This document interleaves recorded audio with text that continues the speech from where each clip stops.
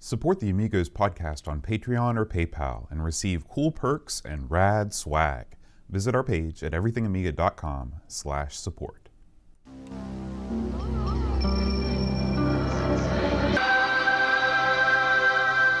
Amiga, the first personal computer that gives you a creative edge.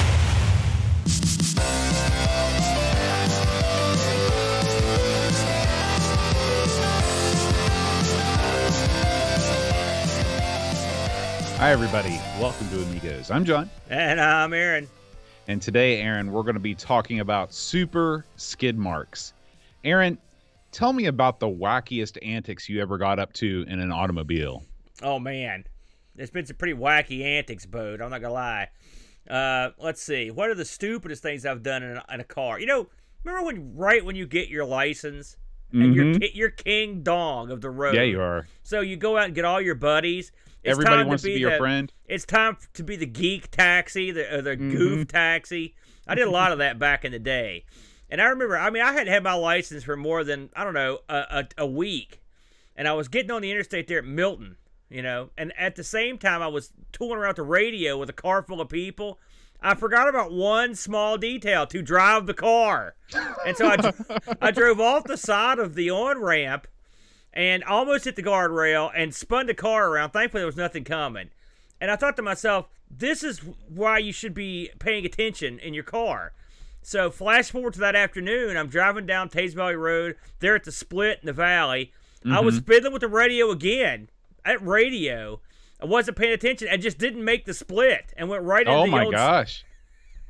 I went right down the middle and thankfully slammed on my brakes because there used to be a little parking lot there. I managed to edge into it before I got killed. I was going to say, what used to be there at the split? There was a little convenience store, Shop a Minute. Okay. I think is what it was called. Shop a Minute, yeah. Let's see. I got pulled over by the cops one time because I was driving around with a car full of people and a guy sitting in my trunk smoking a cigarette. That didn't get over with the cops. They didn't like that. I couldn't fit him in, and I will give the cop credit. He said, "Listen." Because I put that idiot in the trunk. I said, listen, idiot, you got to pull the thing down. Because they're going to stop a car with a goof sitting in the trunk. He's like, oh, no problem, man. Well, he's an idiot, of course. And so the cop's like, listen, I'm not going to write you a ticket, but he's got to get in the car. And so we shoved him in, as best. I guess this was the days before seatbelt laws. Oh, so. Yeah. I already had like 6 people in the car. Right. It was like a clown car in every sense of the word. So I've done that. I used to deliver pizza. I would go as fast as a man can possibly go down the back roads of Hurricane and Tays Valley.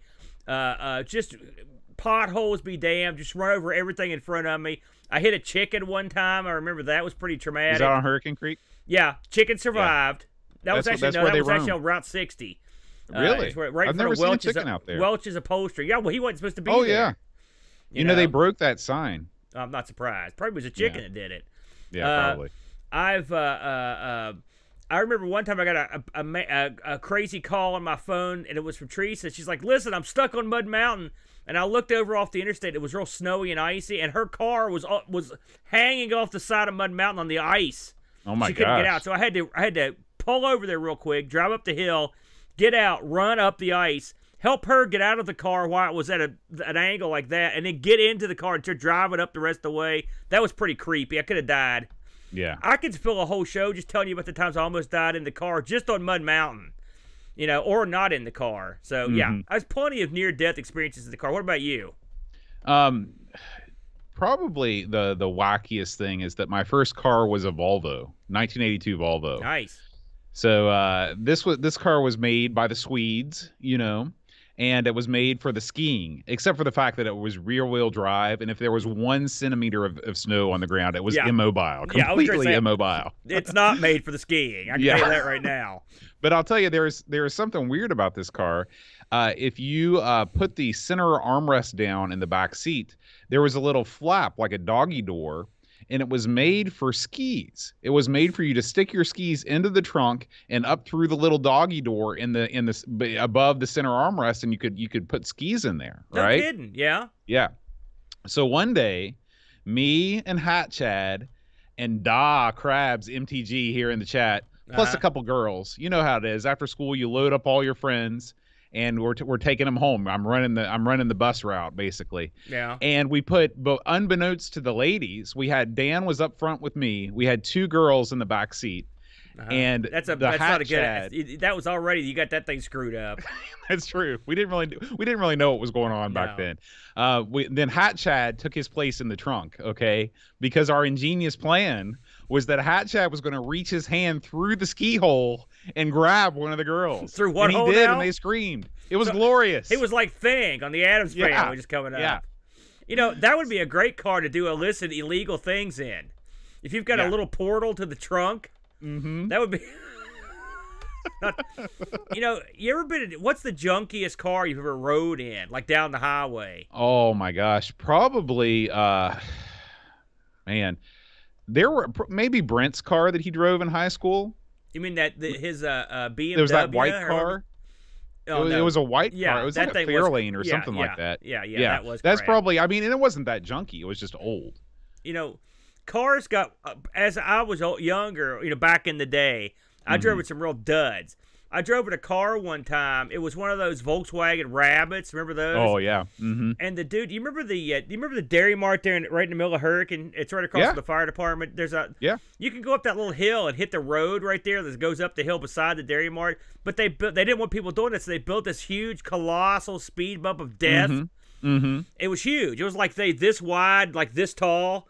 Yeah. My buddy drove his Rabbit over that with a car full of people. He was jacked up on Rush at the time, so he didn't know what was going on. And I felt that thing go up under the floor. Like, you could see the floor go like, boom. Holy cow. And then a couple weeks later, I drove in his car, and he was missing part of his floor. So you could see the road underneath.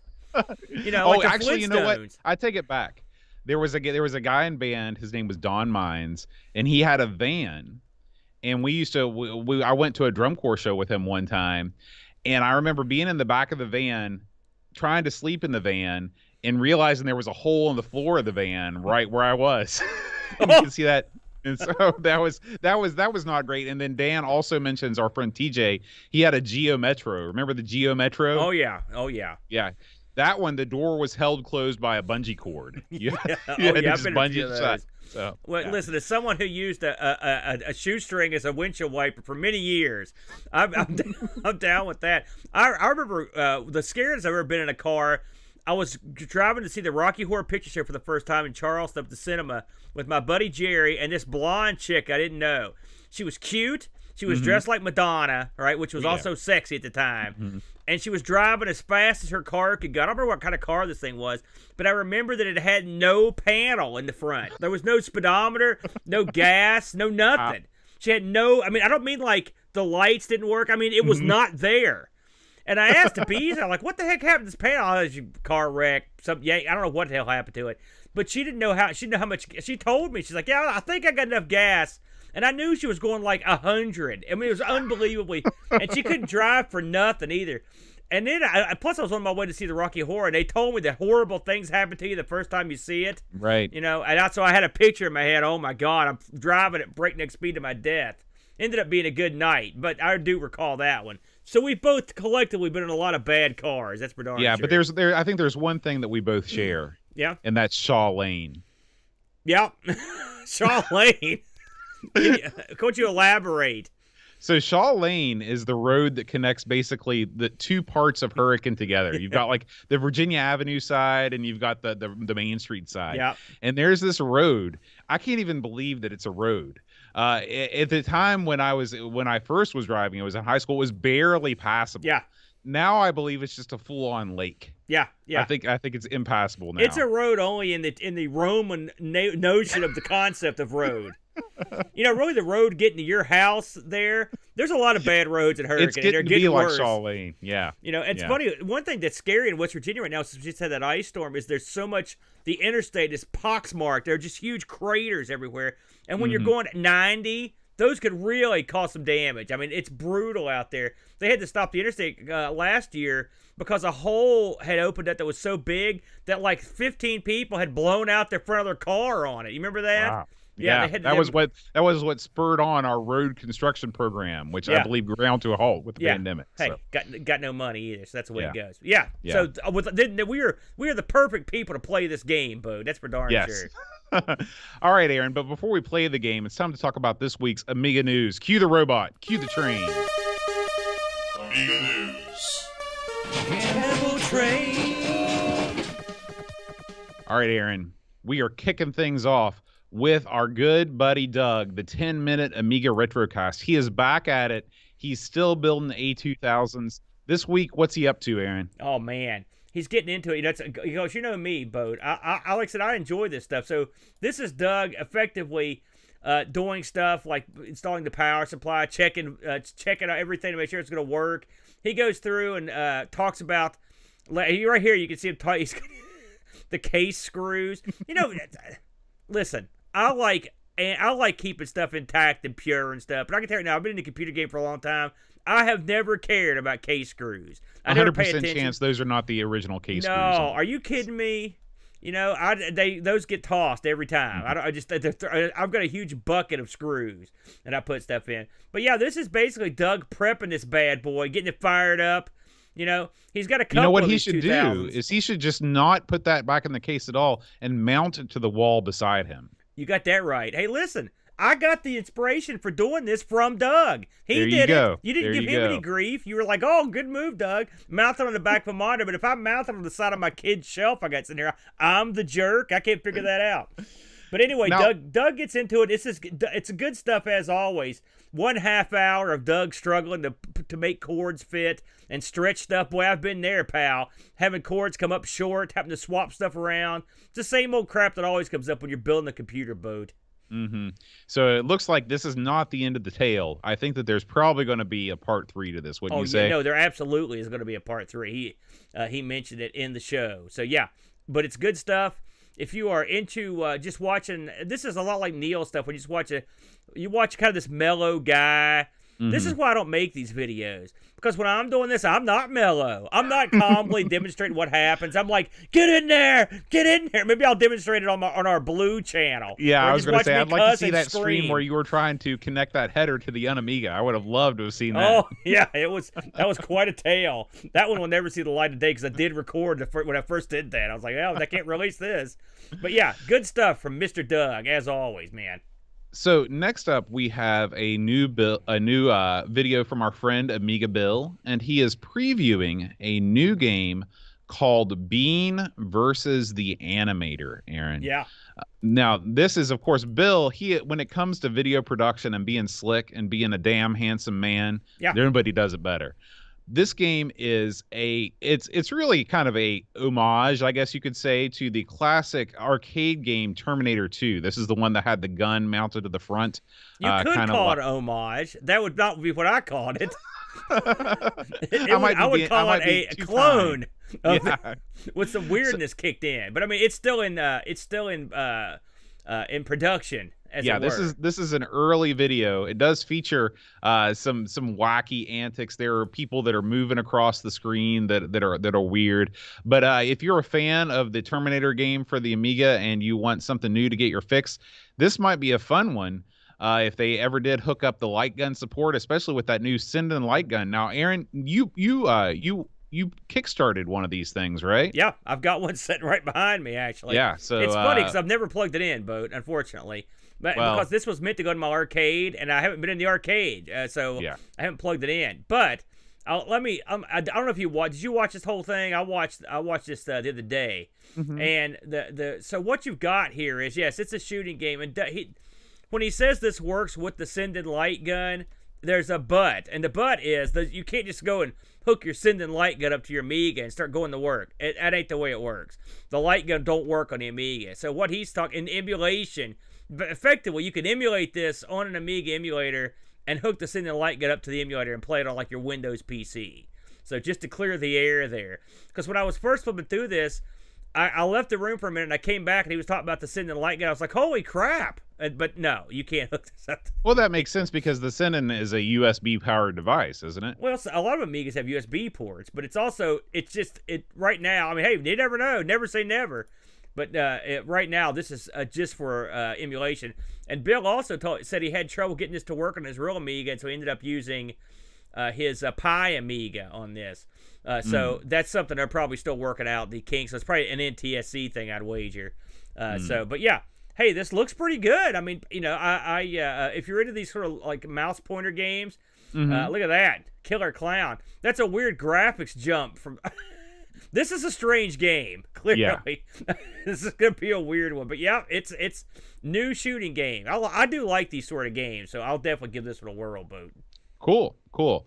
Next up, Aaron, this is a game that we were first made aware of on our Amigos High Score Discord challenge a couple months ago. This is a game called Smarty and the Nasty Gluttons. Yeah. I believe this comes to us from somewhere over in Scandinavia. I can't remember exactly where.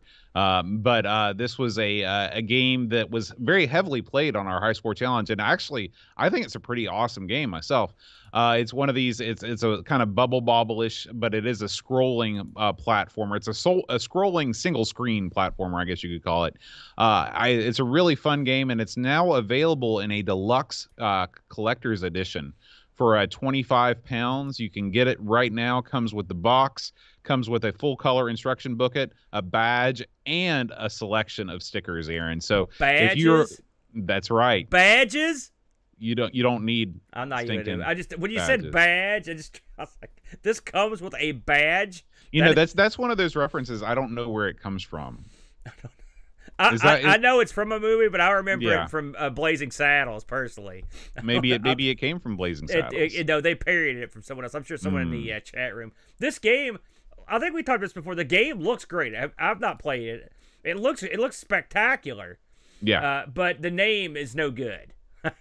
You don't like it. I don't like Smarty and the Nasty Gluttons. No. Well, as a nasty glutton, you probably are offended. You got that by right. What do you think, Smarty? We should sue this guy. We're getting hosed here. What do you think about the 25 pounds for the box and the game? Let's assume the game's awesome. What do you think? Do you think it's a pretty decent price? Well, I've played this game many times. Oh, you have. So the game is awesome. Yeah. What do you think? I wonder if you ever listen to the words that I say. I thought you said you'd played it, but I didn't want to jump. Didn't insert anything. Now this comes to us from the same developers that put out a ton of awesome software, mostly for the Spectrum and the C64. This Bitmap Soft. If you're interested into that boxed game scene, give these guys a look. They've done a lot of great stuff. And if you're the type of person that likes putting boxes on a shelf, check them out. I never was that. By the way, Rob Flecko here to the rescue. He says that is originally from the Treasure of the Sierra Madre. So good. Well done, Rob. Thank you, Rob. I was never one of these guys that likes to put crap on a shelf. But it's funny because as I've gotten older, suddenly I kind of like a few bits of crap on the shelf. Yeah, you're definitely not surrounded by crap on shelves all around you right now. Well, listen, that was not for show. That was for go back there. It's not like I was doing it to be King Dong.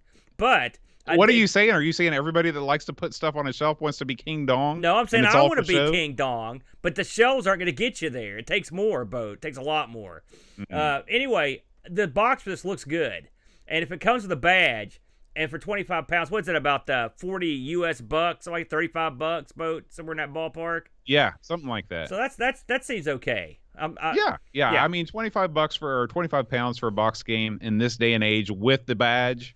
It's all good. There you go. Now, Aaron, I'll tell you what's not all good. And that's my feelings about Black Dawn Rebirth. Oh, man. Now, here we go. When I saw this pop up, I knew I was going to be in for it. Now, even though this type of game is not my bag or my jam, I realize that it has quite a popular following because for a lot of people, they enjoy being lost in dank, dark dungeons and doing stuff at 1 frame per frame. But if you're one of those people and you're also a cheapskate, you're in luck because Black Dawn Rebirth is now free, Aaron. Yeah. Well, it's actually name your own price. We all know what that means. It's free. No, you got to give the guy a couple. But listen, we played this game. I know you buried it. It's funny, Bo. A side note on this. I believe it was last week when I was talking about Amiga Friday night Amigo Aaron Super Stream that they told me that I'd played effectively the prequel to this by random. Go figure. Really? Huh. The name fails me, but they're like, hey, and sure enough, it was eerily similar in some ways to this. Yeah, listen, the guy's giving it away, and this was we both thought this. I know it's not your bag, but I thought it was a decent game, my friend. Yeah, for the type of genre that this is, it's a decent game. Yeah, absolutely. It is. Look at this, 64 colors on the screen at once. Right? And I do appreciate the fact that it is PAL and NTSC compatible. A lot of games aren't; they're just PAL only. Right, so it plays props for that. It plays on just like your normal 1.5 meg Amiga with 1 mega chip. Not bad. Mm-hmm. Mm-hmm. 3D movement effects for the faster Amigas. Look good. Hey, listen, it's got a lot going for it. Plus, listen, you've got a lot of games I don't like to play that you play, but I'm not going to call them garbage, right? This is a nice effort, an excellent piece of work from a guy, and now he's giving it one of these buy at your own price. Go out, give this guy some dough, and grab this sucker. That's a good deal. So I fully endorse it. Well done, sir. All right, Aaron. And our last story comes to us from our show sponsor, RetroRewind.ca. Now, over the past couple weeks, Aaron, we have talked about some of the Amiga items they have on offer there. Yeah. But today I wanted to talk about something that you can buy for the venerable Commodore 64. Now, you know how it is when you're a 1541 owner. You're hanging and banging, and sometimes you got to pack that bad boy up and take it on the road. Yeah. Well, guess what? If you don't stick your transit card in there, you're going to be boned, because if that thing starts jostling around, look, bam, right there. There it is. I'm going to go to the still store here. Check this out. I got my package, look at that, y'all. There it is. There it is, the ever popular transit card. It's funny because normally, as you know, Boat, I just toss around 1541s like they're going out of style. Ignore that. He's back. Anyway, I knew that was going to happen. Now, what happens? What does this thing do? Well, the tab pushes the head stepper mechanism back to track 0 when the card is inserted into the drive. So it makes it safe to transport. And guess what? This thing can be yours for the low price of $1, Aaron. $1. But that's not all. That's not all, Aaron. For Amigos listeners only, our buddy Frank over at Retro Rewind is offering a special promo code. If you order something from Retro Rewind, you can take 10% off your order using the promo code Amigos Rock. Just put that promo code in. It will save you 10% until the end of March, until March 31st. Now is the time to act. If you are in the market for any of these things we've been talking about, the Amiga RGB to HDMI adapter, the transit card, any of the harnesses for the diagnostics, and the flip box to get your Amiga online, any of that stuff, 10% off your order with the promo code Amigos Rock. Cool. Hey, we've got a promo code. I love it. Yeah, and we thank Retro Rewind for sponsoring this episode of Amigos. Yes, thank you. And I will say, I've looked through that site extensively. And I've also got privy to some information. There's good stuff out there, and there's good stuff coming. So these guys are going to work. Yeah. All right, Aaron. Speaking of going to work, let's talk about this week's game, Super Skidmarks. Right on, man. So, Boat, we should have mentioned that this is our, what do we call this? What do we call these weeks where we're going back and re-looking at these? Do you have an official name? This is the second look. The Amigos' second look. All right. And we can't have anything without giving it a goofy name. Yeah, it's the law. We need a robot to state that in some way. Anyways, so I looked it up. The original, we looked at this Super Skidmarks game way back in episode 34. Do you want to? I guess we should probably, since this is the first time we've done this. It is, right? This is the first time we've done. Why don't you explain what this is before I keep going? So we've been doing Amigos for a long time. And the first 50 or so episodes, I'd say the first 50 to say episode 278, we didn't know what we were doing. No. It's only really been within the past week that we've gotten a handle on it. Now, as you can tell for that last segment, I have fully control. So anyway, the first 50 episodes of Amigos, we did not have an audio or a video component to the show. What we would do is we would record the audio version of the podcast, and then we would record us playing the game for a little bit, and that would be the show. Yeah. So, and a lot of times, the show was still taking shape, I guess is a kind way to put it. So what we've decided to do is put those 50 episodes up to the Amigos Game Selection Committee, and by vote, They will select every time this category comes around a game for us to take another look at. And the first one is Super Skidmarks. Now, you may be wondering who suggested Super Skidmarks for the first time. It was the one and only Chris Foltz. In fact, and this was the first week he'd been supporting this too. Amazing. Yeah, that's right. That's right. And so we're bringing it back, Super Skidmarks. So this was originally Amigos episode 34 from way back in 2016. Aaron, in this video, if you're watching the video version of the podcast, you're seeing us play the game picture in picture. Aaron, you appear to be 15 to 45 years older in this video than you currently are. I fell into a trap back in those days. For whatever reason, I don't know what I was thinking, but I was back in those days, I was dyeing my beard white. It was weird. And so finally, I just said, listen, I'm going to let nature take its course. And thankfully, this lush, dark beard that you see before you is my natural hair color. But yeah, I don't know what I was doing back in those days. Yeah, I was drinking a lot of milk back then too, and I think I had a little stain action on there. That's right. That's right. So yeah, Boat pretty much summed everything up. 34.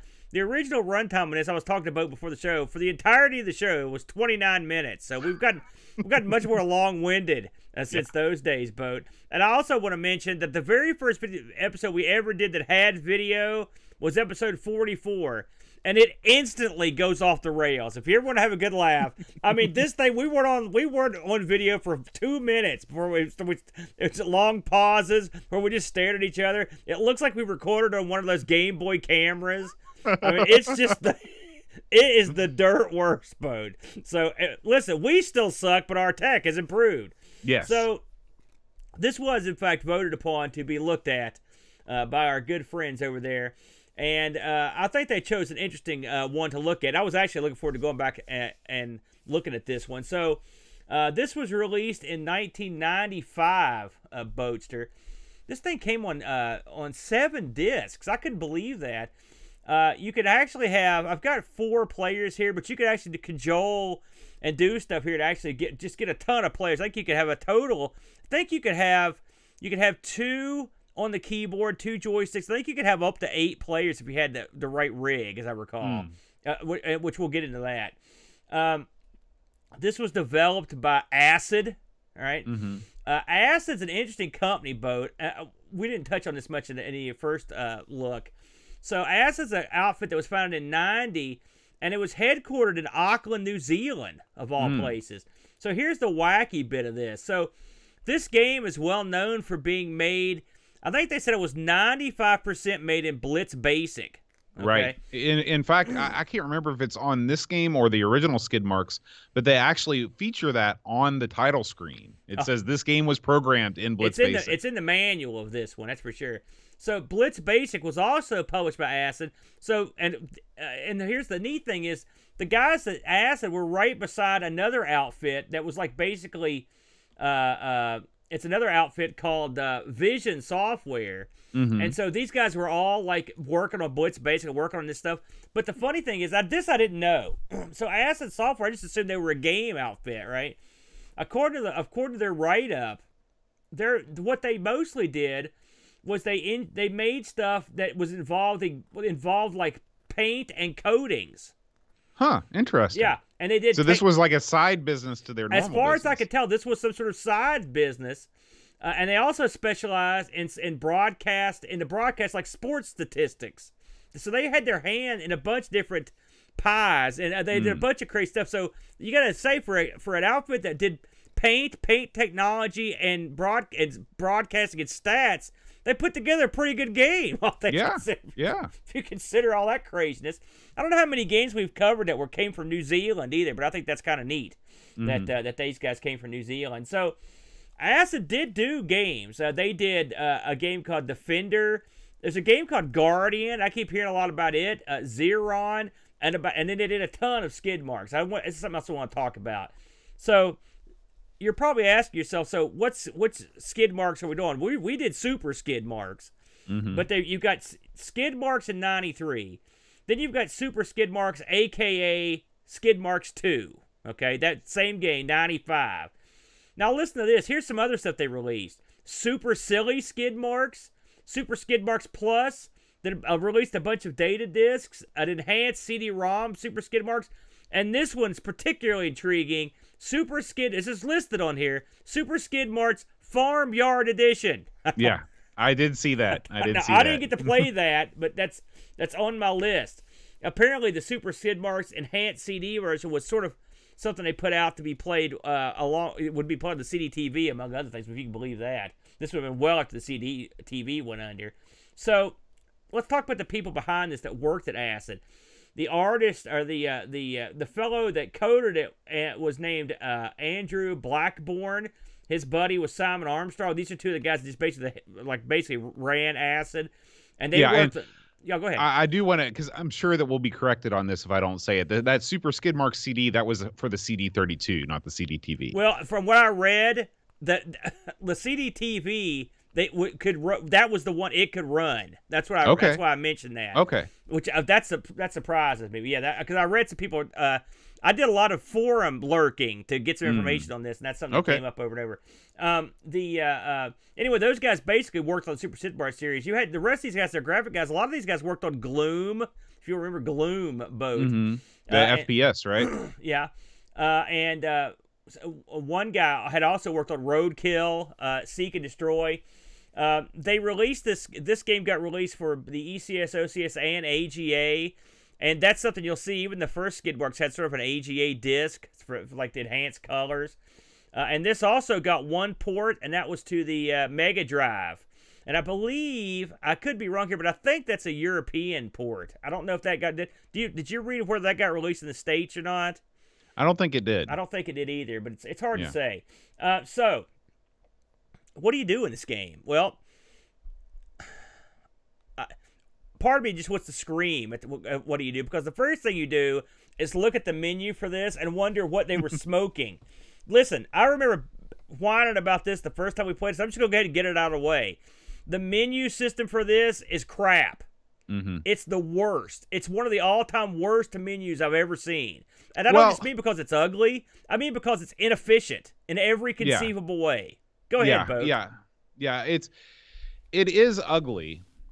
I don't know that it's the worst menu system ever devised, because I'd rather have text than that awful Settlers, menu system that's just incomprehensible to anybody except for people that I guess don't live in America.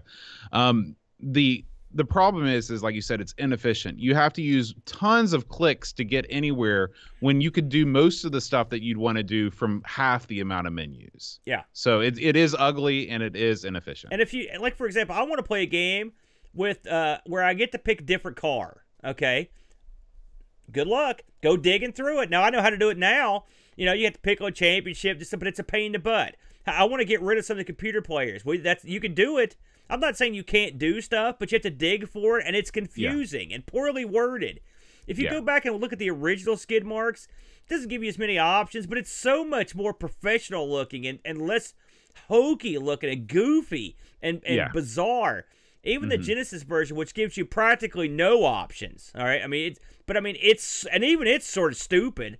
The menus in that are goofy too. I don't know what it is about these guys getting a menu system together, but the menus in this suck. So that's one thing you have to get used to it. They're crap. Yeah, you can play Pong. It ain't worth it. I mean, the colors in them are dumb. I just hate them. I hate it. When I think of bad menu, this is the game. It really looks like the menu screen looks like something out of an 8-bit game. Maybe that's the part that didn't Blitz Basic, and the rest of yeah. Probably chances are, but that's the 5% that they didn't do in Blitz Basic. So right. This game is a game where you race cars around a dirt tracks. Okay, you get a selection of cars when you play in the championship modes. And there's also just a race for fun mode.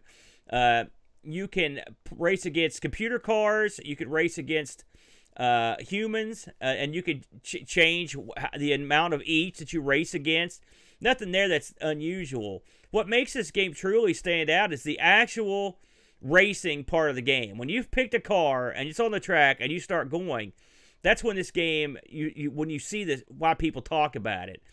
The way this renders the track and the way your car feels going around this track, I don't think I've ever played before or since.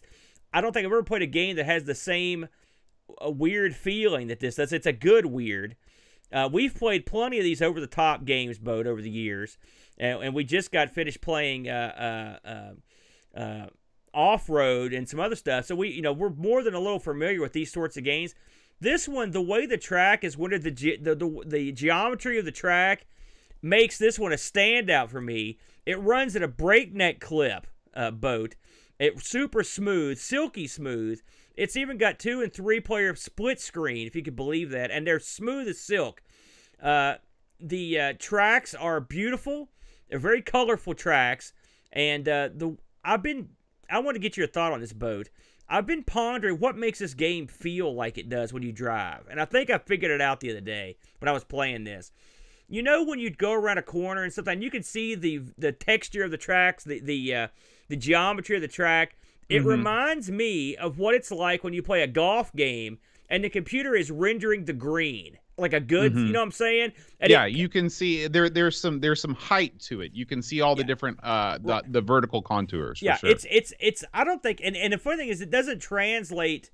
I didn't think that part even translated to the Genesis. It's simply an Amiga thing. You know, Boat, I know you've played this more than a few times. When you came back to it, what were your opening thoughts on how this played, how it felt? The control is loosey-goosey. Yeah. It's your car doesn't drive on the track as much as it sort of floats above it. You don't get any sort of traction at all. It's mega drifting all the time. You know, at all speeds you're drifting around corners and stuff. And it's not bad necessarily. It's just something that you got to get used to because it's very you think that the tires are going to grip the ground more than it does, especially because you're on a dirt track. You know, you're not on an ice field. The thing that I think is unique about this game is the way that the tracks are rendered in the viewpoint. I know that somebody mentioned ATR All-Terrain Racing in the chat. That is the closest comparison probably to this game, but it's still not. All ATR is more like Micro Machines than this game is. This is a truly unique viewpoint where you have an isometric perspective, but then you also have a scrolling screen. It's more like RC Pro-Am, which is a very popular game made by Rare for the Nintendo. Yep. Where but this game it's a much better game than RC Pro-Am.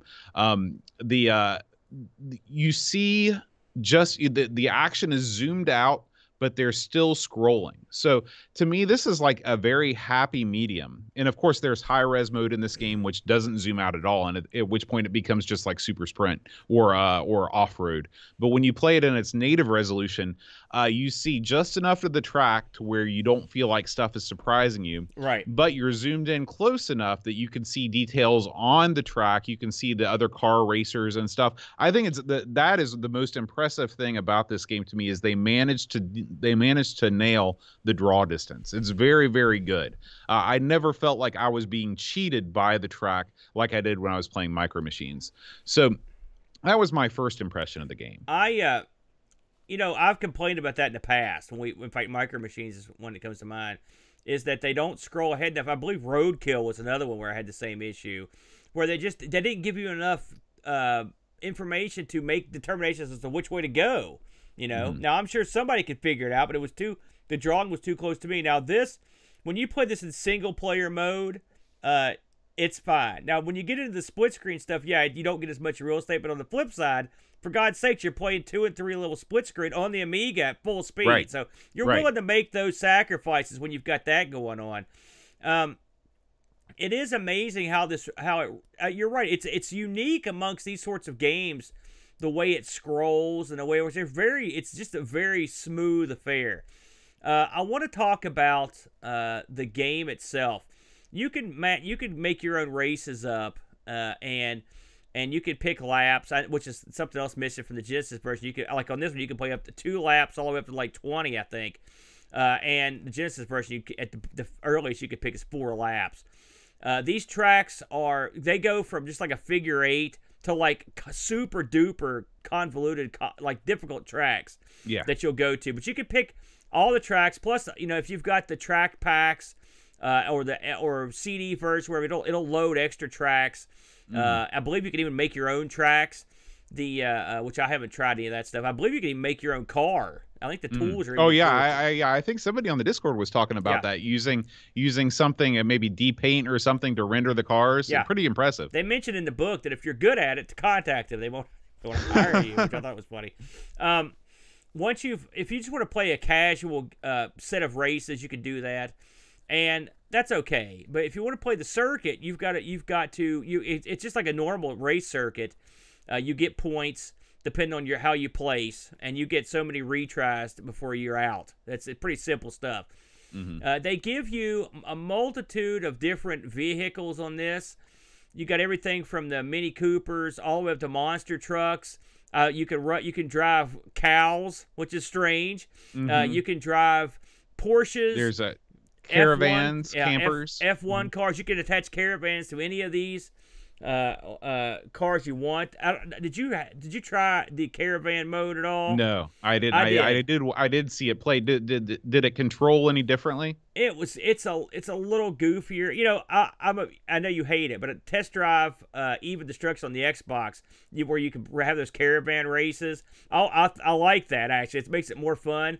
But one of the things that's fun in that verse is you can whack people with the caravan, knock them off and stuff. You can whack people with the caravan in this, but I didn't see them falling off anywhere. But and the caravans all say acid on them, which I thought was cute, like on the roof of them. But you can attach the caravans. That caravans will cut down the amount of people that can play too, the amount of cars you can have on the track. But you can if you want to. But like I said, they've got Porsches, they've got Mini Coopers, they've got trucks, they've got F1 racers. They've got like muscle cars, a bunch of different cars. They do handle differently and at different speeds. Sometimes you feel like you're in pretty good control. You're not going real fast. Sometimes you feel like you can't, like you're controlling a rocket ship on ice because it's so quick. So the different cars do make a difference. Do you think so? Because I tried a bunch of different cars and they all seem to handle exactly the same. Well, for me. To me, the speed was the biggest difference. The F1 goes a lot faster than say the truck. I guess the problem is when when you pick a car, all the cars turn into that car. Right. And so, and so the speed is sort of irrelevant because everybody's going at the same speed. Yeah, that is odd. That part of it. You mentioned, I want to mention this too before I forget it. You mentioned the high res mode. How often did you find yourself going to that? I played a good bit of it. I mean, I went back and forth. I never used it. I didn't like it. Really? I didn't like because it made things too small. I didn't like. I like it more zoomed in. I believe it or not. Yeah. Well, like I said, the default view. Cooler. Yeah, the default view is a cooler look. But sometimes it's nice to play it in the high res mode just for a change of pace and get to see all the track at once. Right. I've got to ask you, how did you fare at this? And by that I mean, how difficult did you find the computer to beat in this game? The computer's very difficult in this game. I managed to do okay on the early tracks that weren't as difficult. I managed to win a couple races, but once things started to get beyond the normal figure eight, the computer was just so good and you couldn't make any mistakes. You had to take every single one of those turns perfectly or you'd immediately go to last place. And there's no rubber banding in this game. Once you're in last place, it's over. I mean, there's no coming back from it. So this is a game. Now, me and you, as you can see here, if you're watching the video versus this, back in the day, we played a lot of this on the split screen, and I enjoyed it a lot. This is a much better game to play with your buddy or buddies. Yeah, this is one of those rare games that allows. I mean, it's funny to me as we look at this god awful menu that you could put together something that's ugly, but add so many cool features to a beautiful game. This game, not only does it have 2 or 3 split screen, multiplayer action, you can hook multiple Amigas to each other to play this. So you can play this over LAN. You can also they have the instructions on here to how to build a serial port joystick adapter. And so and this thing supports it. So you could add extra joysticks to that and have players using that to play on here. So you've got a lot of options. It even has an option to have multiple players on the same screen, which is nice, instead of having to split. So, I mean, you've got every sort of option. This game, it seems to me that they built this from the ground up to be played at your house, basically, with your buddies. There's no question, and I'll tell you why. Okay, what year did this game come out? 95, right? Yeah. Okay. The I'm second going to one, ask you yeah. a series of questions. Okay, please. 1, does this game contain any sort of career mode? It does not. Can you save any of your statistics in this game, win-loss records, etc.? No. Is there a time trial mode? No. Okay. Are there any road hazards that impact play? No. There's are you also no upgrades to your car, no Right. weapons, there's no engine modifications, there's none of that stuff. This is my personal theory on this game. This is basically, this game was developed as a small project by one of the guys that works on Blitz Basic, in part as an advertisement for what could be done in Blitz Basic and a really, really fun multiplayer game. In that way, it's a lot more similar to a public domain game than most commercially released games. Okay, I'll buy that. But they sure sold a lot of these. They also, if you read the manual, I actually played the first one and the second one just to see what the flavor was like, and they often mention how much they don't like piracy. The whole manual was tongue in cheek, but that's something that's a reoccurring theme with this. So they must have been trying to turn over some sort of cash on it. Plus, they did have that console release. Oh, so, yeah, I'm sure this game sold 1 billion copies. It was very popular. Yes. Yeah, because it is a good racing game as long as you're not used to playing other racing games released in the same time period. Like, if you're into single player racing at all, if you're into any of the sort of things that extend the life beyond just sitting beside your buddy and playing against him, you're going to be disappointed. But if you want a good multiplayer experience with a variety of tracks and a bunch of goofy car models that all perform more or less the same way, this is fine. Well, I thought I could tell a pretty big difference between the cars. I could not. I played a bunch of different models, and aside, like you said, there are speed differences, but I didn't really notice the way that the car is handled to be much different. I mean, obviously, it's going to be easier to corner when you're driving a slower car because you're moving at a slower rate of speed. Yeah. It's funny. We talked about off-road earlier, which is a game I think we're safe to compare the two. And off-road does allow you. There's more variance of what you can do in off-road. Like think of this game if you'd had that turbo situation. Think of this game if you'd had. They could have. It's a recurring refrain on this show. If they'd only done this, and this could have been an all-time classic. I mean, if they would have put cash to pick up on the tracks, put a little shop in between, just borrowed things from games that were already successful, and allowed you to save your game over the course of a career so you could save all those upgrades. Because, this is, again, it's 1995. It's not 1989. They should have done that. Then this game, it could have been something that you could have been playing your whole life. I wonder if those were things that they just didn't do, or they couldn't do, or I don't know. Because originally Super Skidmarks was planned on being basically an upgrade for the original Skidmarks, and then they packed so much stuff into the new version, they just released a whole new version. But this started out life just as an upgrade. But those would have been things that they could have added in as an upgrade. What I think may have happened is that they had planned this as an upgrade. Then at the last minute, they decided to release it as a standalone product, and since it was never purposely made to be a standalone product, they didn't feel inclined to include a bunch of additional stuff that wasn't in the first one. You're absolutely right. And since this game sold a bunch of copies, they probably weren't that inclined to improve upon it. I mean, why try and make something better that's already selling well from a business perspective? And I will say, I've not played Super Skidmark Enhanced CD-ROM or Super Skidmark's Farm Yard Edition, and they could have. I suppose it's possible that they could have added stuff to those, but I would be 100% guarantee they did. Yeah, I'd say you're probably right.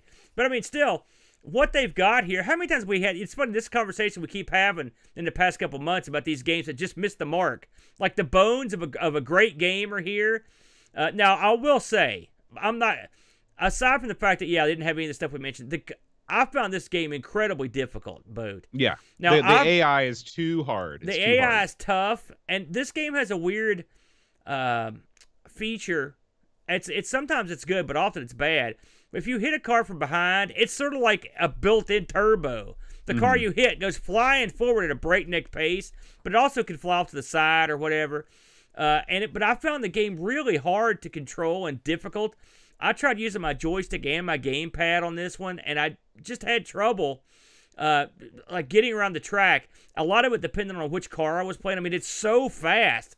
I give them credit for cranking something up that goes so fast, but it's almost, in fact, I'm going to say almost, it is too fast for me. Some of those cars are so fast, I just can't control them, and I would just get crushed. So I had to stick to the slowest conceivable cars I could to give myself a chance. Now, when I did that, I could win occasionally, but when you get to the more difficult tracks, I found myself unable to get too far into this because the tracks were so hard. The funny thing about this is, I looked at the magazine reviews, which were pretty positive, but some of the magazine reviews mentioned that the game was too easy. Which I was like, interesting. My God. And I was like, maybe it's an NTSC PAL thing. So I played this on the Amiga in PAL mode, but it's still just as fast. So I don't know why it was. I mean, I guess it's just really fast. I mean, did you find it ultra fast? Yeah. I mean, well, I it's not that I found it to be too fast. I just felt like when you design an AI, in my opinion, you should design it to where not all of the enemy cars are all the same speed. You should stagger them out. Mario Kart, the first Mario Kart for the Super Nintendo, did a great job of this, where you had one or two karts that were ostensibly the leaders, and they were going to be the hardest ones to catch. But then you had some people that were medium speed, and you could catch them, and you had some people that were just way, way back there. So even if you didn't win a race, it was still possible to come in like 6th or 5th place and feel like you'd done something. Yeah. In this game, if you're not first, you're last. Yeah. Something else I was going to mention. You talked about the AI. One of the tweaks that they did between this and the first game was, at least according to them, is that they made the AI more intelligent, more difficult, and I think maybe they overshot the mark. Maybe so, yeah. So maybe that's also part of it. But again, this game shines at its brightest in a multiplayer situation. And if we ever get a boat fest going, this is one of the ones I'm going to put on the list to get a bunch of Amigas hooked together and have a throwdown. Because if you got 8 people playing this at once, then you've really got something fun there, I think. Yeah, and absolutely. that's a rare number of people that to play a game like this. And so I think it would be a very neat experience to try that. So something to put on that. But overall, my experience with this is, I mean, I like it. I've always been drawn to the look of it and the feel of it. But at the end of the day, it's just I found it really difficult, and also it's not what I go back to because of the lack of features that you would expect in a game like this. I looked this up to see how it fared with the reviewers, and it did pretty well, all things considered. Lemon gives this 8.26, very high boat. Amiga Computing gave it an 89. Amiga Format gave it a 92. Of course, this is 95. Amiga Joker at 85. It's funny, Amiga Magazine, they reviewed this in April of 96, gave it a 5.5 out of 10. So that was one. Yeah, that's the lowest by far. Amiga Power gave this an 86. The One gave it an 88, and the average magazine rating, according to Lemon, was 88% on this boat. So that's pretty high marks. And this is one I hear a lot of people talk about, and it's very popular. Yeah, it was known as a big popular seller. favorite. Yeah. How we doing Discord on this one, Boat? We got some reviews. Our first one comes from Super Fammy King. He says, I've always had a soft spot for Super Skidmarks. I'm a big fan of isometric and top-down racers, with Off-Road Racer on the NES being my favorite. Even though this scrolls rather than having a static screen, it still gives you a chance to see the corner approach, which is often a problem in similar games. I'm looking at you, Micro Machines. This game looks great, handles well, and has jaunty tunes and a fair difficulty curve. I also found it to have just one more go addictiveness. It does, however, have to lose points for one of the worst title and game select screens in the history of video games. 7 out of 10. Yeah. Jason warns in his classic one-word reviews. He says, superb, 8 out of 10. Chris Folds writes, I am a sucker for top-down and isometric racing games, and for me, this is one of the finest examples in the 16-bit era. In fact, it was me bribing Boat back in the day that got the game covered. Yeah, that was back in the day where we were easily bribed, unlike now where we're more difficultly bribed. Great graphics and sound effects are combined with tight controls and fun gameplay from beginning to end. There are, however, a few things that prevent this from being a masterpiece. 1, no career or championship mode taking you through all the cars and tracks in sequence. 2, cars are not upgradable. And 3, the worst user interface ever made, which I noticed they fixed on the console ports. Well, 8.5 out of 10. A lot of the same complaints that we had. yeah. Graham W. Vebke, the legend, he writes, this game is loved by many, but it feels a bit unfinished still, even though it's an improvement on the first game in the series visually. Maybe it's just the interface that gives that impression for me. The gameplay is good, but it somehow feels slower than the original. I guess that was an attempt to make it more playable, but I prefer the original. The music is okay, and the sounds are again good, but not as good as I think compared to the first game. Overall, it's a good game, and if you enjoy these types of games like I do, there is some fun to be had here. 7 out of 10. So pretty positive reviews from the Discord community. You know, I want to mention, since that it just got brought up, that this, again, we mentioned that this was released on the Mega Drive, the Genesis / Mega Drive. I think this may have just been a Mega Drive release. And I played this, and I know you did too. So let me hear, what did you think of the Genesis / Mega Drive version of this thing, Boat? The game is rendered differently. It's hard for me to describe. It's sort of dithered or something. Yeah. I can't, maybe dithered is the right word for it, but it has a different look to it. It's less jaggy, but I don't like the look as much. That's me. I like the Amiga version. You can also the see Amiga what's version coming. looks more high tech. It looks almost more like the models are more 3D-ish. Yeah. Versus this looks more like animated sprites. But again, I have no idea what's going on under the hood here. There are a few things that the Mega Drive version does that there are little touches like the flags wave in the Mega Drive version. The infield looks better. The infield looks better. Yeah. The people are moving around on the infield. Yeah. Control-wise, I found it to be pretty similar. I didn't find that they dumbed down the difficulty at all in the Genesis or the Mega Drive version. And the select screen looks a ton better. I mean, this looks like a console game. They put work into the other aspects of the game outside of the game proper.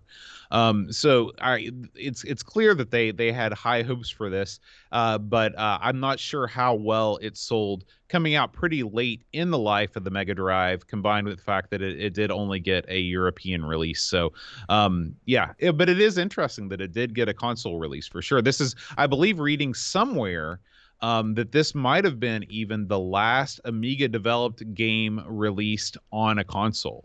So, a game that had its roots in the Amiga that was later got a console release. So pretty interesting if that's true. I agree with most of what you said. I don't agree with the menu. I mean, yeah, the menus look better than the Amiga version, but who are we kidding? The menus here still stink. Well, that's all I'm saying. They look better. The way you pick your car and stuff, it's real goofy. And you can't back out of stuff. I mean, it was a disaster. So the menu system, I think Codemasters did this version, yeah. And they dropped the ball big time. Again, I don't know how much they cared when they did it. The infield looks better. The graphics are more colorful. There are less cars in this. Of course, you can't add tracks and whatnot. There's less cars and less tracks.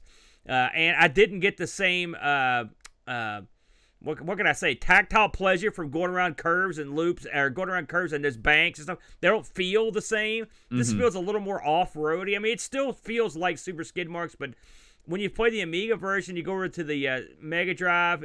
I didn't like it as much. I thought it was easier. I will say that, but not much, but a little bit, a touch easier. But if I'm going to play one, it's not going to be the Mega Drive one. It's just funny because the Mega Drive one sort of kind of looks better, but sort of kind of doesn't. Yeah, as far as I'm concerned, I want the track to be like I like it, and really the rest of it, it's okay that they made it better, but the other one's not bad. It's funny because I didn't notice your comments about the track until you mentioned it. Yeah. But you're absolutely right. Like, you can see the track elevation so much better in the Amiga version. It's so much clearer. And I guess it's just down to the limitations of the Mega Drive, or maybe just the not caring of the people that were doing the port. But that is a huge thing in the Amiga's favor. I think they did it. I think they think it's better. And maybe it is to a certain. Like I say, does it look more natural than the Amiga? Yes. If you look at the Amiga when it renders a curve, you can see the jag in this and stuff. Right. But you're riding over. It's very strange. I like the less. I like the less artistic, more raw-boned feeling of going over those little bumps because you can feel them. Your car moves on them. Where that dithered Mega Drive feel, it's too smooth, and I can't see. It's hard to explain. Play them both, you'll understand what I'm talking about when you get around to it. Lastly, Boatster, I did look this up on the eBay, my friend. If you're in Greece, you're in business. I saw one going for completed in box $13, but really you can get these pretty much everywhere. Something I thought was goofy, Boat, and maybe I don't know if anyone in the chat room would know what, because I saw a guy selling a Super Skidmarks CD, and it had a black and white cover, okay? And I thought, look at this sucker. He must have photocopied it. Well, then I looked, and they've all got a black and white cover.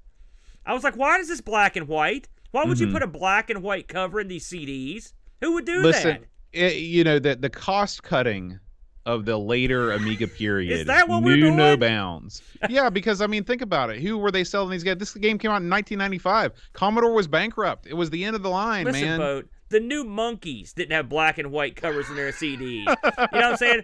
I mean, the lowest end bands get color CD cover. I mean, this is I don't know what was going on here, but yeah, I saw a ton of these black and white covers. Anyway, if you want one of these CDs with a black and white cover, $24 or $18. There were plenty of these things floating around in the UK. I saw them going for varying degrees of price, so you should be able to pick one up pretty easy if you're over there. Over here in the States, you're not getting jack squat. That's the way it goes, my friend. But that, I'm glad we went back and looked at this because we spent about 5 minutes on it on the first show, I think. And it definitely is it's a game. This is a lot like, I'm telling you, we just keep getting these games where I really want to like the game, but there are just some things about it that make me not want to play it. Well, the problem is that we've played so many games and we've played so many great games that we know exactly what needs to happen. And you've got to think about the people that were playing, the people that were developing Super Skidmarks, they might not have had the luxury to play the breadth of games that we've been able to play over the 30 years since this game was released. So I cut them a little bit of slack, but part of the show is just talking about, what could have put this game over the edge. So I understand the fact that hindsight's 20/20 and we have an advantage, but it doesn't stop me from saying, boy, it would have been great if they would have done this, this, and this. Hey, one more thing I wanted to mention before we go. When we were talking about Blitz Basic, just to go back to that for a minute. I got a list here of games for the Amiga that were made with Blitz Basic commercial. Was Sword games. of Sodan one of them? No, how dare you?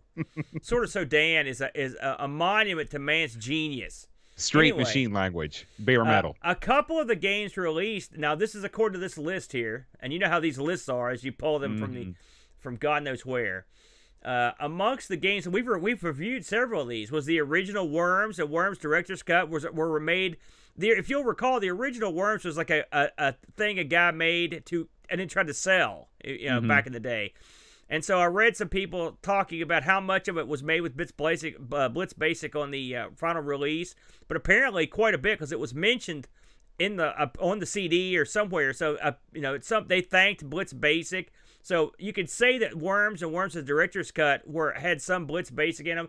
A couple other ones that caught my eye here, along the lines of what we played, were Skidmarks, of course, and Roadkill. If you'll recall, we played Roadkill. Yeah. And so that, and another like top-down racing game. So I thought that was kind of neat. And a bunch more that I've never heard of here. But there were probably, I think it says 21 games that they've got listed. A pretty decent amount of these Blitz Basic games that got released. And this does show if what I've read, and 95% of this game was done on Blitz Basic, that's a heck of a system for making games, because absolutely, you could really, if you could put this together, it gives you a lot of options for what can be done in the future, Boatster. That's all I got, my friend. All right, man. Well, let's kick it on over to our community section of the show and talk about what we've been doing over on the YouTubes. Very good, very good. Well, listen, I think we had a pretty decent week this week, Boat. Not a ton of stuff, but we got it going. Let's start, as we often do, with myself. I hate to talk about myself, but I'm going to do it one more time, Boat. And this is myself and the Brent. You may have heard of him. Nefarious. Brent. And this week we did the genius category, bird I don't know games. what game that is that's on the screen right now, but I want you to play that game. That game looked great. It was some kind of penguin. I didn't see rocking. what it was, but if that was, That's it right there. I think we actually played this already, believe it or not. Oh no, I don't know what this is. I haven't played that. That looks great. So we had to pick 2 games that had birds in them, boat, And so I picked for the Sega CD30 or the Sega 32X, excuse me, the Hummingbird Simulator Shoot 'em game Colibri boat. Did you have a go with this? This is one, it's funny because when I listened to all the reviews, Yeah. this is a game that I fired up. I couldn't figure out what was going on, and I turned it off because I was like, you know what? I can't review this because I don't know what's going on. And I wish that I'd taken the time to read the manual because you presented this in a very compelling way, and it kind of made me want to play the game. When I first played this game, and I had been tipped off because I'd heard the guys over at in fact, somewhere in the back of my head, I remembered, and of course they also mentioned it, was the fact that I'd heard the guys over at the Pixel Gaiden talking about this game. And I thought to myself, there's no way that Bo will play this game. Because I know you. And all this crap, I'd always read the manual and crap. You may do that on the PC, but on consoles, I know you're not going out and getting the manual. That's why I play consoles, so I don't have to read the manual. Well, listen, in this game, you got to read the manual. So if you're in the bizarre Hummingbird games, Colibri is your jam. And then Brent picked some obscure game called DuckTales for the NES. And so we went around, and I will say DuckTales, I had played this a little bit in the past. And it's your kind of game, and I believe you said you beat this last week. I beat it for the very free. I sat down. I knew that you guys were covering, and I was like, I'm gonna sit down and beat this thing. Yeah. So one of my all-time favorites. Bam. I mean, it's great, and I thought that you both made some good points about the game, and so this is one of my favorite. You guys have been on fire here lately. I love this show. I love the Neo Pocket Battle. It's been the first battle episode that I've really enjoyed that you guys have done. So good work on the ARG team, Thank man. You. I will say Sunday we're going to record a game on the Gamate. Yes. And if you're in our Discord and you feel like playing some Gamate games, it's a Game Boy competitor from, I believe, Taiwan. In our ARG reviews area, you can, or maybe it's in our ARG Presents area on the Discord, you can go and download a complete package that plays like 50 or 60 Gamate games. You don't do nothing but just open it up and run it. So if you feel like jumping in, sending in some reviews, come on over. But yeah, the Gamate this week should be a lot of fun. So next, hey, more me. You remember when I said I was sick of talking about me? I'm never sick of me, and I'm back again. Last Friday, it was crazy Amiga game night, and we played all kinds of crazy stuff, man. I mean, and some of it was good, some of it was bad, and some of it was really bad. So there's no in between. But we played. Hey, look, could you turn this down? The final countdown. The anal. Oh, final countdown. Anal? Where were you That's going what it with looks that? like, man. Look at it. No, look at that screen. No one sees anal right there except for you. So I don't know what that means. Look at this boat. That's the bottom of the screen. Is a chick with red hair. This was called Thunder Jaws boat. This was Man, this. Where's the AGSC at with that? Listen, this was great. This was great. I'm not gonna lie to you. And then in between, look at this boat. Hold it. Could you believe this? Oh man, that was great. I know it was. It was awesome. So there's if you want to see some real obscure Amiga stuff, and then as a tribute to my buddy Flack, I took a brief intermission to show off some old Dungeons and Dragons modules. I don't remember what got it started. You're wasting it. You should make those separate videos. People love that stuff. Hey, listen. It was spur of the moment. That's how we roll. And you can see I'm going through these. Hey, a couple real rarities in there. So if you want to watch a big goober play a couple hours of Amiga games and then occasionally show some D&D stuff off, this is the stream for you. Check us out. And I should mention I'll be back tonight with some more crazy Friday night stream action. So let's move on. Now here I was up for this one too. Speaking of the devil, he shall appear. It's our old pal Jack Flack, Rob Flack O'Hara, and he's back with a wacky. It's not that wacky. It's a puzzly game for the C64. Yeah. And this game is called Grid Picks. Are you familiar with this one, Boat? So this is based on a very popular genre of games that is probably most famous on the Nintendo consoles. Really? This is based on a game called Picross. And these games never really achieved the fame in the United States that they did in Japan. I've heard of but that game. They've been released, on a pretty steady basis since I think the DS. I think the DS was the first one. It's basically what you're doing is you have a grid, and there are numbers on the side on each of the axes of the grid, and that's telling you what you have to color in, and you're revealing a picture underneath. Yeah. I really like the Picross games. It's funny, when I lived in Korea, I had a Game Boy Light. The Game Boy Light, if you'll recall, is the Game Boy that was like the Game Boy Pocket, but it was actually backlit. There was a backlit Game Boy released only in Japan called the Game Boy Light. Yeah. And I bought that, and I bought a copy of Mario's Picross from a store in Japan. It was all in Japanese, but who cares because it's Picross. Right. And I would play a couple of these puzzles every night just to, kind of get in the sleeping mode. I really enjoy Picross. I actually own it on the Switch as well. This game was too puzzly. I mean, this looks like way too much math and thinking for my taste. There's no math involved at all. Well, I know. It's literally counting numbers. The counting is math. Newsflash. So, I listen, I would rather just go dive Bob Suckers with a hummingbird, personally. But I will say, after watching this for a while, it's funny what you get into. Because I sat and watched him play this. I'm like, what is this? Then I said, oh, geez, what is this? And after a while, I'm like, oh, look, it's an umbrella. Like, I was like... Yeah, if that doesn't thrill you, you're not going to like Picross. No. I mean, that was very low-res 8-bit pictures. That was the thrilling part. I was like, wait a minute, I do see this picture. I started seeing these things. I'm like, oh my god, I'm getting it. And I've got to give a shout out to Da Krabs in the chat, because Da Krabs was with me when I bought the Game Boy Light in Japan. Oh man, this guy, you guys get around. I should also mention that in true Flack fashion, he stops midway through this to talk about all the various cars he's. Never accept a ride from this man. I can tell you this. This guy drove like an idiot and treated his cars like absolute double garbage. He was killing these things. His stories were so ludicrous that I couldn't believe them. Speaking of Geos, there you go. Yeah, he put speakers in the back of this that basically effectively disassembled the back end of this car. He did a bunch of goofy crap. Look at him. He's a goofy guy, this Flack. But if you want to hear some wacky, straight up wacky tales, and watch a guy play a weird puzzle game, this is the stream for you. I endorse it. Fully endorse that, boat. Let's have a look right here.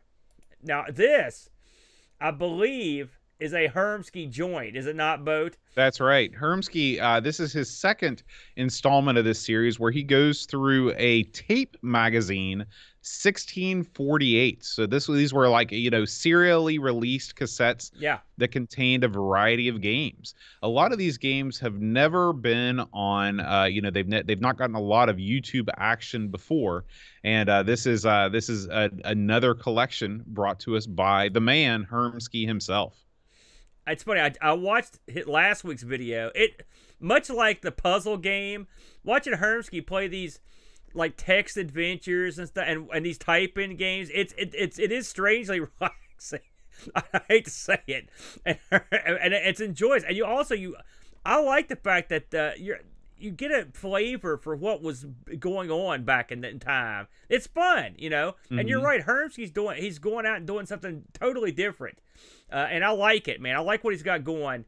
And he knows his stuff, too. It's fun to watch. This makes me want to get to your... this makes me really want to get the Spectrum Next. In fact, I watched his last video and that's when I started asking around on how to get the Amiga Spectrum Next stuff working. If you saw it in Discord, boy, here we go again. Exactly after. Well, I can't help myself, boat. I don't have a Spectrum, man. I want to have something. So, listen, check out Hermsky. Check out his entire catalog. All good stuff. Solid gold, and he's thinking outside the box, man. That's what I like about it. Look at the graphics right there, by the way. Beautiful, eh? Yeah. I like the shading. I guess it's a pool table. You can do a lot with a little, which I always like. That's part of it, man. It's part of the appeal, right? Now, here it is, Bode. Holy cow. It's been 2 months in the making, I think. But this is it. Frodo finally folds the tent up and puts away the ColecoVision this week with his last round on the Mister with the FPGA on the ColecoVision. And I actually caught some of this when he did it. Again, there's a ton of stuff for the ColecoVision that I have never, ever seen Boat, and Those I doubt mech you've seen it games, either. wow. Yeah. I mean, he's got they really went into some different areas on the ColecoVision that went, and I like the fact that, I mean, Frodo is thorough. He goes through these things, and he doesn't just like flip through and be like, "Guys, this is crap." Not like you with Calibre. He sits down and gives it a shot. He's not. He goes and tries hard. He doesn't just turn it off after 2 minutes. He goes to work. That's what I like about Frodo, and that's why he takes his time. He'll go 2-3 hours. He wants to get the complete thing done. That's what I like about it. So, and I'll tell you what, if I ever have any ColecoVision questions, he's the man I'm going to. Yeah. He's explored the entire library. I noticed over the weekend, if you catch any of his streams, and by the way, a lot of the fellows that contribute to our channel here on Amigos Retro Gaming also are streamers, and I noticed that he was playing some Super Nintendo this weekend, Bo. It was right up your alley. Yeah. So yeah. I guess he's going back to the original release. He's playing the 20 select 24 games from the first year or two of release. So and pretty cool. A couple weeks ago, he played all the different versions of Manic Miner, and I believe, if he hasn't done it, he was going to do. I think he was playing a crap load of different Froggers, I believe, was also coming down the line. So that should be entertaining as well, Boatster. Good stuff. Yeah. I think that is all we've got in the video realm, my friend. Oh, okay. Well, let's talk a little bit about what's been going on This Week in Retro, Aaron. All right, so this is the show that Neil and I do every week, and a new episode is actually going to have dropped as you hear this, unless you're watching it live, because I'm going to put it up on the internet as soon as we get done taping. We talk about, Aaron, did you know that there is a voodoo card? You know, do you remember the voodoo card, Aaron? Are you kidding? Of course Really? I do. I've Yes. never heard of the voodoo card before. You're a Mac I wasn't what guy. you call a PC gamer. Yeah. No kidding. And so, but apparently it was a big deal. Well, somebody has gone and reverse engineered the voodoo card, Aaron. So Neil gives us a rundown on that. Pretty cool. Are we they talk gonna sell about those? Yeah, actually, it's funny. He goes through the whole story, and then at the end, he's like, "Nobody's actually seen this thing in action before, and there are no pictures of it." So it could be some guy on the internet just posted, "Hey, I reverse engineered the voodoo card," and everybody believed him because it was awesome. Well, let me say this, and you haven't posted This Week in Retro, so I haven't seen it yet, but the market for a cheap voodoo card is there. Because I see people all the time, they're reveling. It's like, woohoo, I've got a 2021 sound card. I mean, I was tossing these things out in the garbage back in the day, these ISA sound cards. And now people are like, they can't pay enough for them. I got to have them. And I guarantee you the voodoo card's going to be the same way. People, they're hungry for that. Yeah, this thing has been. There are pictures of this thing. I don't think anybody's seen it, or at least Neil has not seen it in action yet. But there are pictures of this thing, and it looks very impressive. I'm assuming it's going to be a Banshee style card, where you don't, because the original voodoo card, you had to have another video card with a pass through. Well, I'll tell you this: this thing has 4 fans mounted to the top of it. Good so it Lord! What the hell's it doing?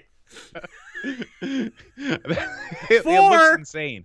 I'll drop the link in the notes area in the stream there for people that are watching on the stream. But it looks pretty insane. So that's actually come with an anchor to keep your computer from flying off in a very direction. So, and then we've also got a story where there's a guy, Aaron, and I'm sure that you've seen this, being the Coco fan that you are, the Omni VR treadmill, the multi-directional treadmill. I've heard. I've seen those, but I've never seen anybody really. I've never used one. Obviously. Well, get ready to watch a guy hook one up to a Coco and play Dungeons of Dargoth or whatever that game is, because he does it all, man. You're kidding me. I'm not kidding at all. His name is Ben Drakes, and he is an Omni owner, and he's also a Coco owner, and he's combined the two. So we talk about that. Yeah. We talk about there's been an arcade game found in a field in Ireland, abandoned. It's one of the rarest arcade games of all time. It's called the R360. This is a plane flying simulator type game, and it is one of those fully environmental cockpits where it actually will rotate. It won't do full 360 degrees, but it'll take you up on the side. Do you remember seeing pictures of these things? Yeah, I think G-Lock was one of those. Yeah, G-Lock was one of the games too, right? Wasn't there an Afterburner thing that was like that as well? That's right. That's the game that this was. It was the sort of Afterburner type game. Is this one is it like a cage around it and the thing? Right. Yeah, I've actually been in arcades where those things were operational. My buddies have played those. Oh yeah. Oh, that's and awesome. let me tell you something. they jerk you around, man. Oh, they're pretty crazy. But the problem with those things is every arcade I went to, a lot of them had those, and inevitably they would break. And then you could just sit in them and play the game, and the thing doesn't move. Who wants to do that? Lame. Yeah. Yeah. You know, so the story, there's an interesting story behind this where apparently when the game broke, the proprietors of the establishment brought it out to a shed in the field, and it's been so long the shed actually decomposed around the machine, and only the rusting hulk of the machine is left in the field. Man, that's a West Virginia level shed right there. Yeah, it is. Yeah, it is. Had a tobacco ad printed on the side of it. And finally, Aaron, there's a new SD card solution for the MSX. I know the MSX is a fantastic computer. I wish I owned one. And they've finally gotten an SD card storage solution for that. So if you're interested in hearing Neil from RMC and me have a lively discussion about these and other stories, head over to the This Week in Retro YouTube channel, and you can subscribe and watch. And we want to thank our producer, Duncan Stiles, who's here with us in the chat this evening, for putting all the video and all the overlays and stuff together to make it a really fun experience to watch. You know, I think Sanction has one of those MSX, because if you'll recall, he did a video a couple weeks ago on the channel. Yeah, and that's right. I think he had one of those. Pretty neat. Oh, cool. Pretty neat gimmick that if you had an MSX. Now, that's something else I've got built into the old Amiga here. If I can, so that's on my list. Just put it that way. As soon as I get the next working, that's the MSX is next on the docket, boat. All right, and our final community update this week, Aaron, is our high score challenges. So if you've not yet jumped in, we've still got the vaccine high score challenge going on, and in the Specky high score challenge, the TLL high scores are coming fast and furious. So make sure you check out both of those if you're interested in playing those contests. All run for one more week until a new game is announced. Hey, before we move on, I want to mention two things. Firstly, I'm sure you saw this. Our good buddy Neil over from RMC just put up a video about him working on the cave. I found that pretty interesting. If you want to check him out, I always enjoy seeing his progress over there. Boy, he's a lucky man to have all that. And also, want to once again, last week was the 200th episode for the Coco Talk gang over there. So a hearty hi-ho to them. They said some nice stuff about us, even though you were there, and we appreciate them. And good work, guys. Hopefully another 200's coming down the pike. Yeah. And finally, on a more somber note, we want to give a special shout out to our buddy Digital Maniac 3K, aka Blair. Blair was involved in an auto accident last week, and he's okay, but he's pretty banged up, and his car is pretty banged up too. So our thoughts and our prayers go out to Blair. We wish you all the best, man. Get well soon. Yeah, that was that guy's had a rough. He's had a rough go of it, Boatster. So yeah, he could use the good karma. Yeah, man. All right, now it comes to the time of the show where we thank all the fine folks that keep this show going week after week, 289 weeks straight. Aaron, we're going to start off with all of the people that surprise us by subscribing to us on Twitch. That's how you're going to bill it. So you can subscribe to us on Twitch if you enjoy watching the show live, or even if you don't, you can always go back. You know, there's stuff on the Twitch channel that we never move to YouTube. There's stuff that's exclusive to there. Yeah. If you want to watch all the uncut streams of the show where me and Aaron sit around and badmouth everybody we know. Okay, that's just me. Yeah. But before the show starts, you can check it out. We want to thank Blue Train, Knight Rider 82, Retro Jerry, Da Krabs MTG, Hermsky, Still Adolescing, Mitsuyama, Frodo NL, John Marshall 3, Christian Russell, Jigglebox, Captain Chaos DK, Bruce Sayer, Rob Flack, O'Hara, Lamasta, Wide World of Retro, Bigfoot's Armpits, Pints and Amiga, Negsol, RetroRewind.ca, Eeyore4077, Barkbit, Buck Owens, Uber Scuba Diver, ChronosNet, Macintosh Librarian, Gary Heather, and that's it. That's the list. Next time, just make up a name. Almost Big said Jim Gilbjorn McGee. Barman. Yeah. Okay. Now, Aaron, last week, we the Patreon song. This one surprised me. I really thought that more people would get this, but only one person did. And that person was Frodo. NL. That's Poor right. The Frodo. only Frodo we know. Last week's song was Everything's All Right from the Broadway musical Jesus Christ Superstar. That's the song you picked to perform. That's on the all song those I songs. picked. They got so many good ones. Listen, Well, on a second thought, I don't want to hear you butcher some of the more classic tunes from a good show. Yeah, I was thinking maybe you forgot the song this week. I could just close this sucker down, but you're gonna sing, aren't you? that's right. Oh, That's right. God So, bless. if you now, I do need to get a sip of the water. Fancy water tonight. My God, how much sipping are you? Are you a camel? Listen, you got to fuel up before you sing.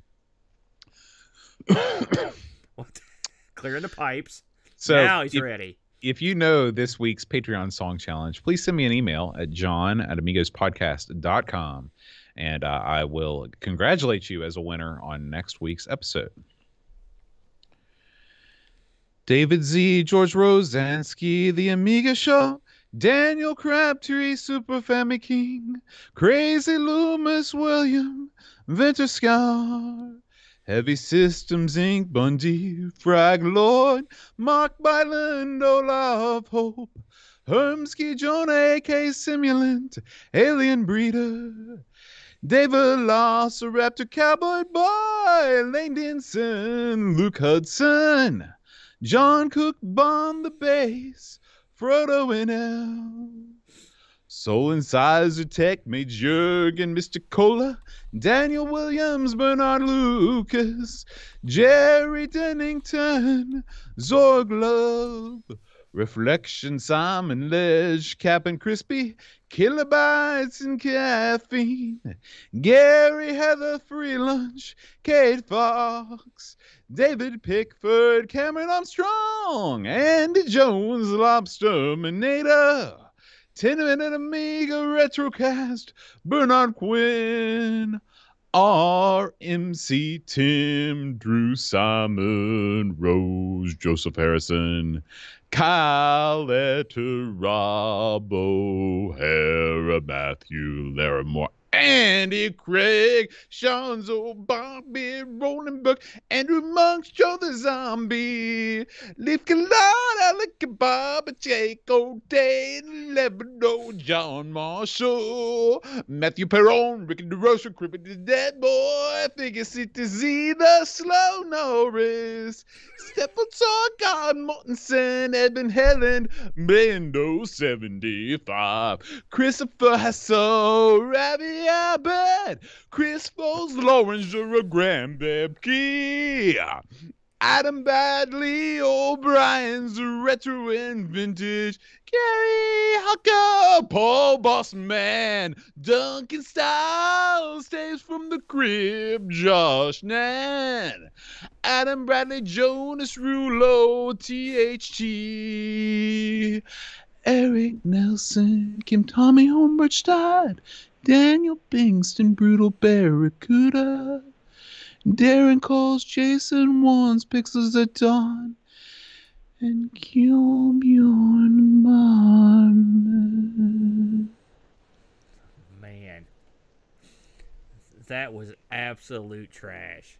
What? Just I feel like that was my finest performance. that was the worst thing you've Did ever you see done. my dance moves I've been working on? Is that what that was? I thought you had a spasm kick in. No. What was Listen, this? What was I going got on a here? That was my.